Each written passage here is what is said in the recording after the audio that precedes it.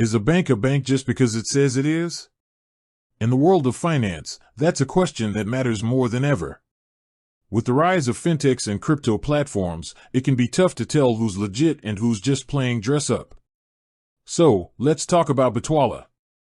You might know them as a crypto-friendly bank, but do they actually have a banking license? The answer might surprise you, and it reveals a lot about the future of digital finance.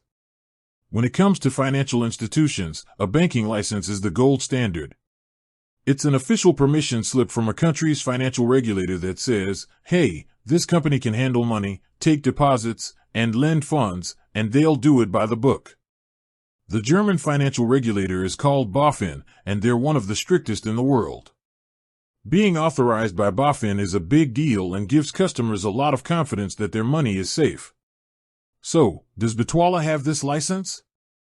The answer is no, not directly. This is where things get interesting. Instead of getting their own banking license, Bitwala, which later rebranded as Nuri, made a strategic move.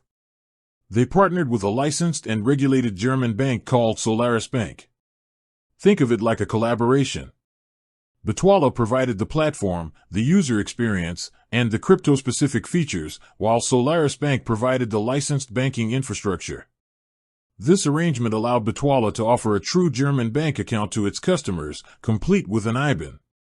This partnership meant that all the fiat, traditional currency, deposits were held by Solaris Bank, which, as a fully licensed institution, falls under the protection of the German Deposit Guarantee Scheme.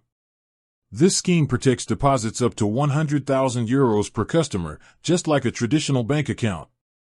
Bitwala's role was to provide the front-end service and the integrated crypto wallet, acting as a bridge between the traditional financial world and the digital asset economy. The story, however, takes an unfortunate turn. In 2022, Bitwala, then operating as Nuri, filed for insolvency. The company blamed a combination of macroeconomic headwinds and the crypto market's sharp downturn.